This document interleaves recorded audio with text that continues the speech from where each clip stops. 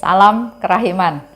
Hari ini 23 Maret kita akan baca dari 1228 dan 1229. Hari ini adalah hari yang ke-9 dari novena kerahiman ilahi.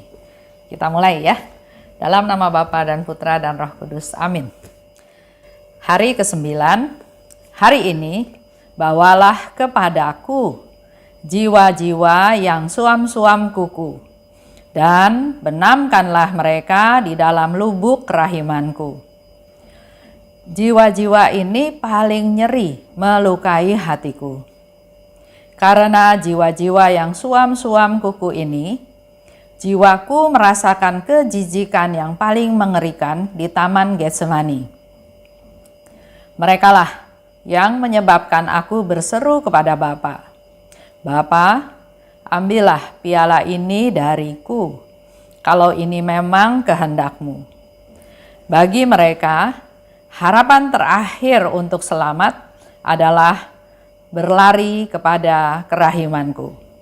1229. Yesus yang Maha Rahim, Engkau adalah Sang Kerahiman itu sendiri. Aku membawa jiwa-jiwa yang suam-suam kuku ini ke kemah hati-Mu yang Maha Rahim. Dalam api kasih-Mu yang paling murni ini, biarlah jiwa-jiwa yang beku ini, yang seperti mayat ini, yang dipenuhi dengan kejijikan ini, dapat dihidupkan kembali. Oh Yesus yang Maha Rahim, tunjukkanlah kerahiman-Mu yang Maha Kuasa, dan tariklah mereka ke dalam nyala kasih-Mu. Limpahkanlah atas mereka karunia kasih yang kudus, karena bagi kuasa-Mu tidak ada hal yang mustahil.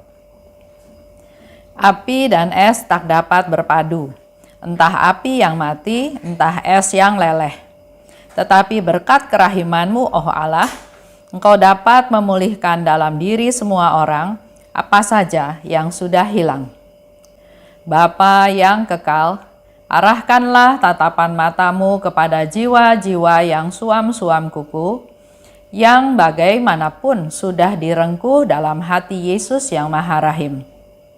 Bapa kerahiman, berkat sengsara putra-Mu yang pedih, dan berkat sakratul mautnya selama 3 jam di kayu salib, aku mohon kepadamu, biarlah mereka pun memuliakan lubuk kerahiman-Mu. Ini novena kerahiman ilahi hari ke-9, hari terakhir ya.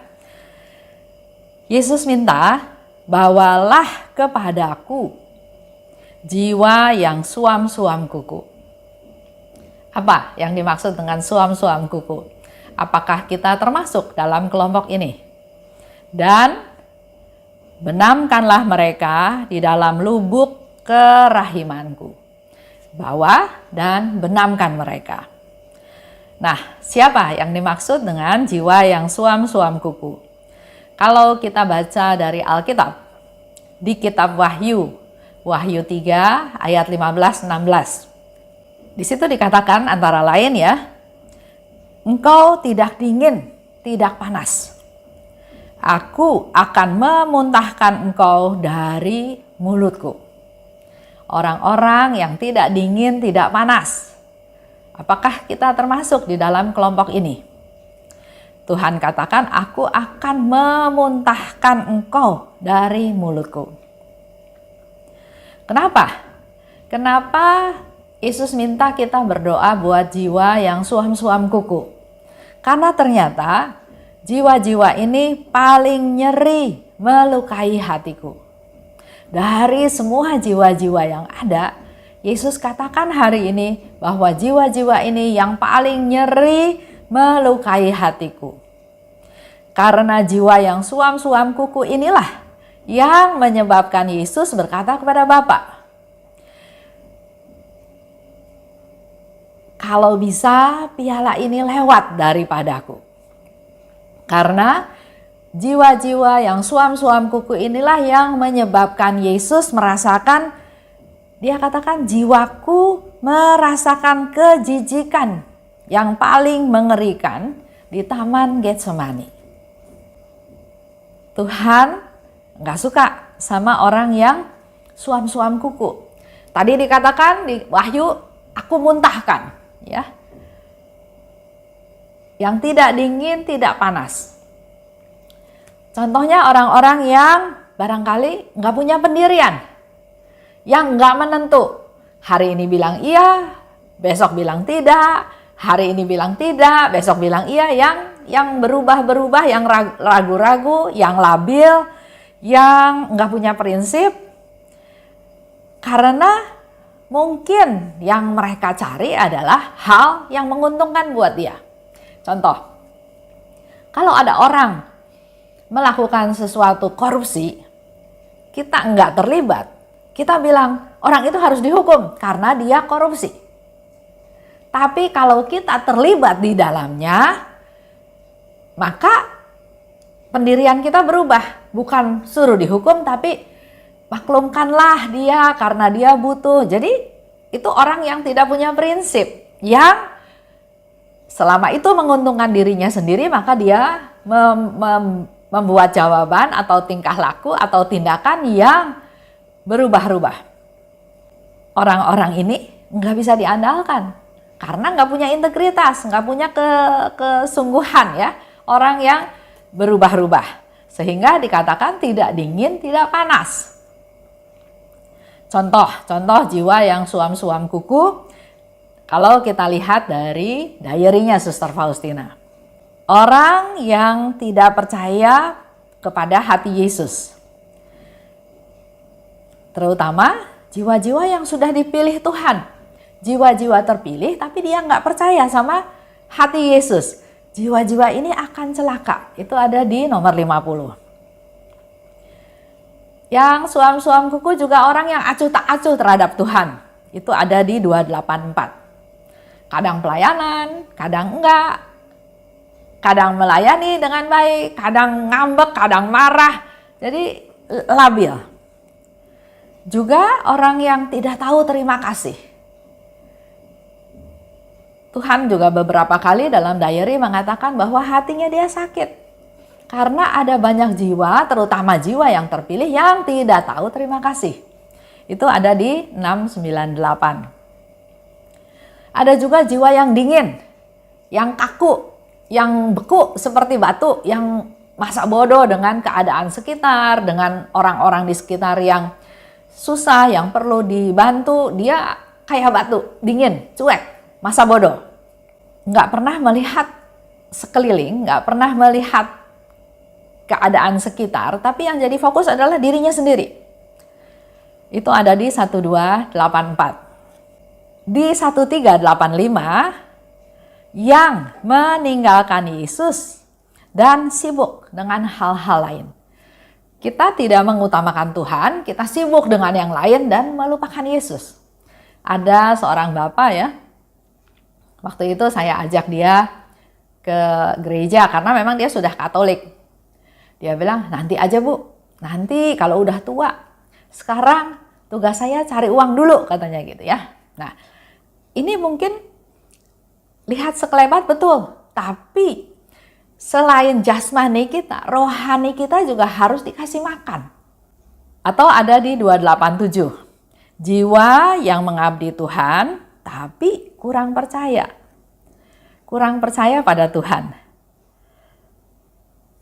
Orang-orang ini yang kalau ada di tengah pertempuran biasanya mundur, biasanya kalah.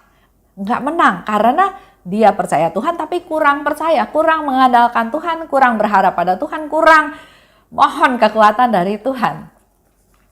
Itu beberapa contoh, ya, dari diary Suster Faustina. Nah, pertanyaannya sekarang adalah apakah kita, saya, Bapak, Ibu, termasuk dalam kelompok ini? Refleksi ke diri masing-masing. Kalau termasuk dalam kelompok ini, hari ini kesempatan untuk berubah.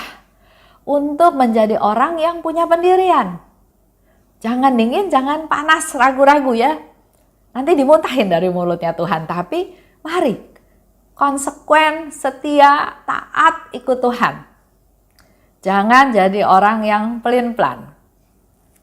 Di diary nomor 379 di situ dikatakan, jiwa yang meminta pertolongan pada kerahimanku dan yang memuliakan serta memaklumkan kerahimanku yang besar, pada saat kematiannya mereka akan kuperlakukan sesuai dengan kerahimanku yang tak terbatas. Itu janjinya Tuhan.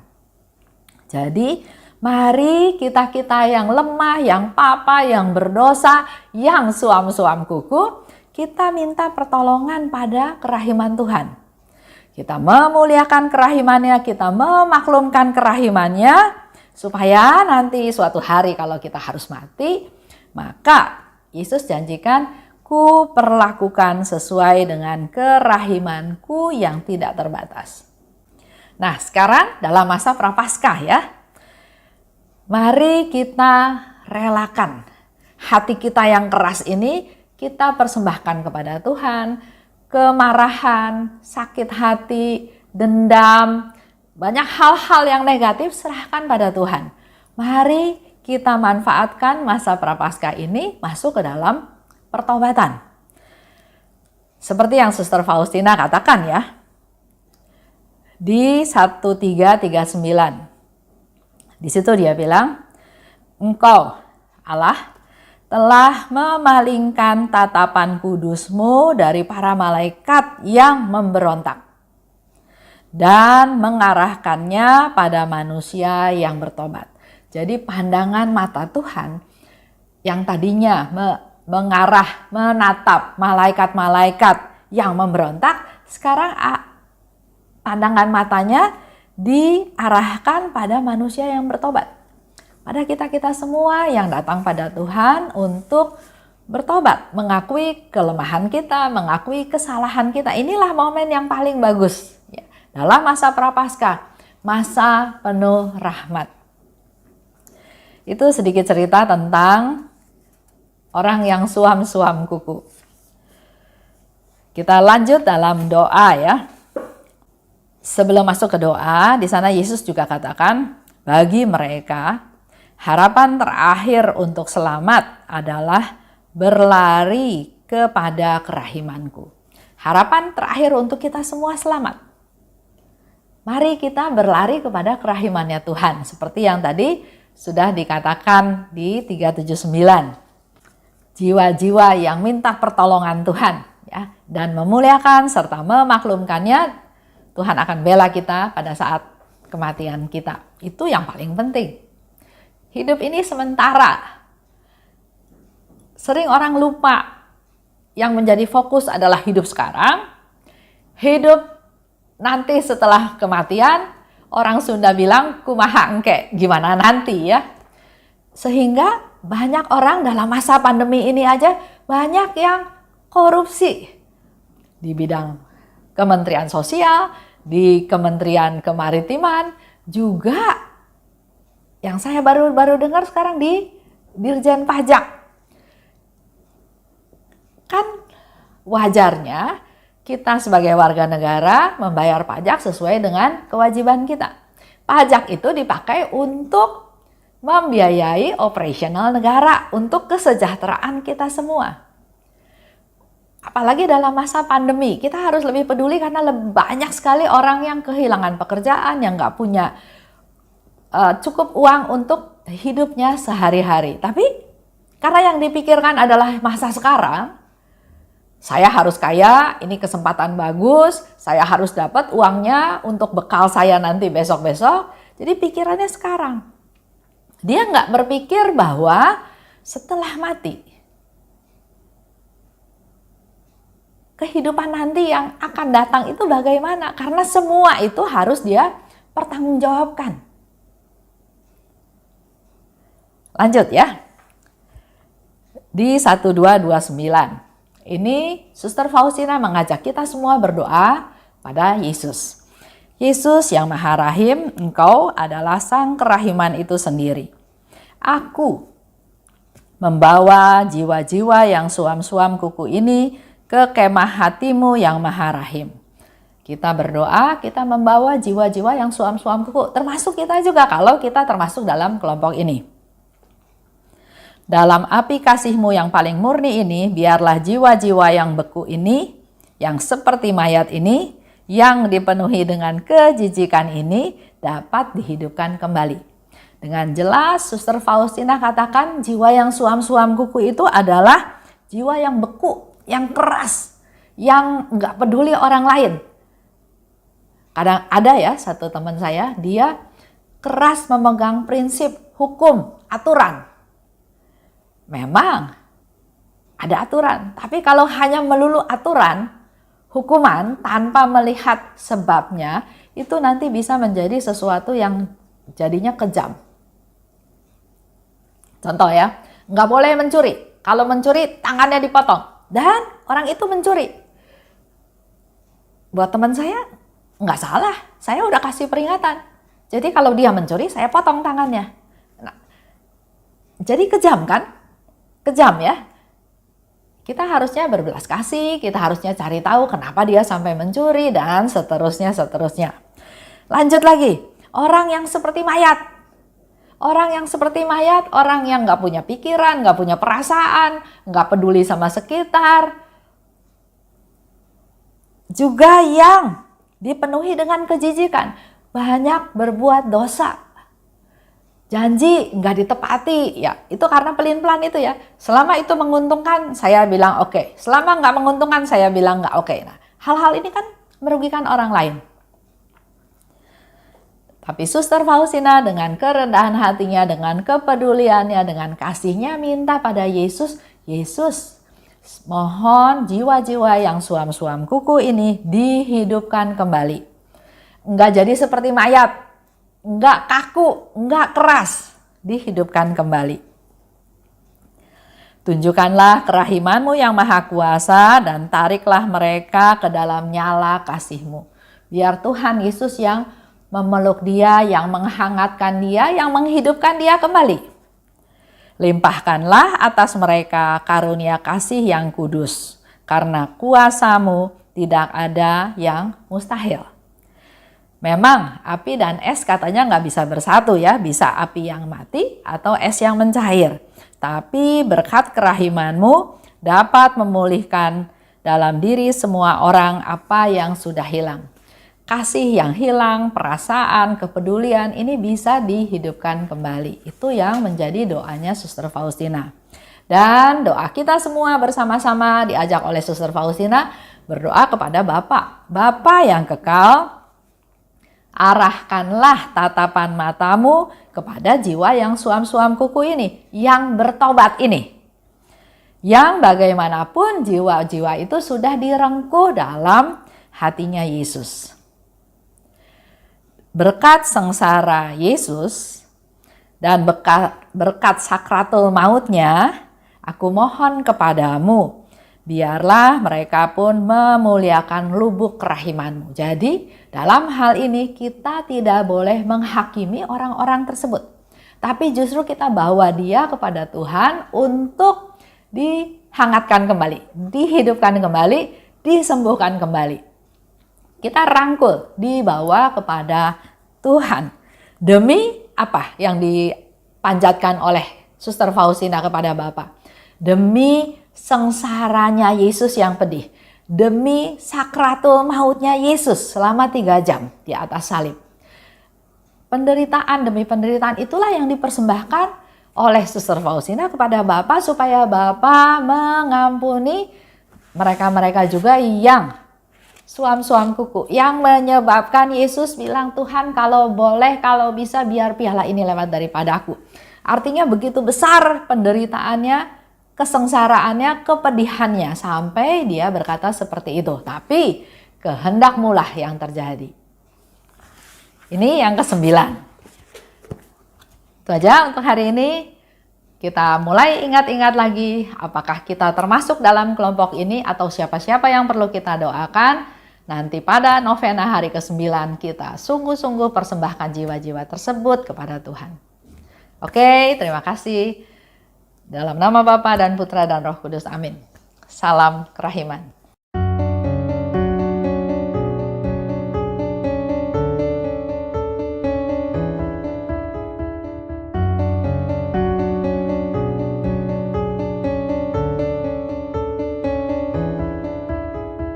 Mengapa Engkau membiarkan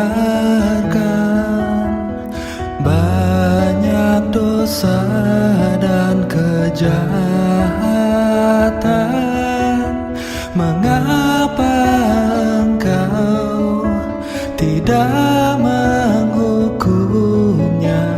Ternyata Engkau masih memberi kesempatan. Dia memperpanjang masa kerahiman. Celakalah mereka yang tak menyadari. Tulis dan wartakan kerahimannya. Mohon rahmat bagi mereka yang berdosa. Ya Yesus, terima kasih atas semua kesempatan yang Engkau beri.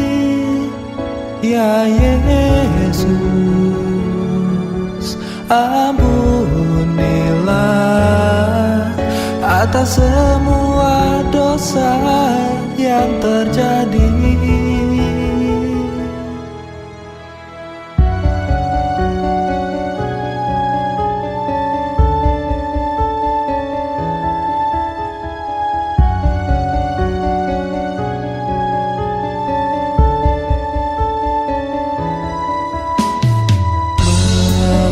Mengapa Engkau membiarkan banyak dosa dan kejahatan?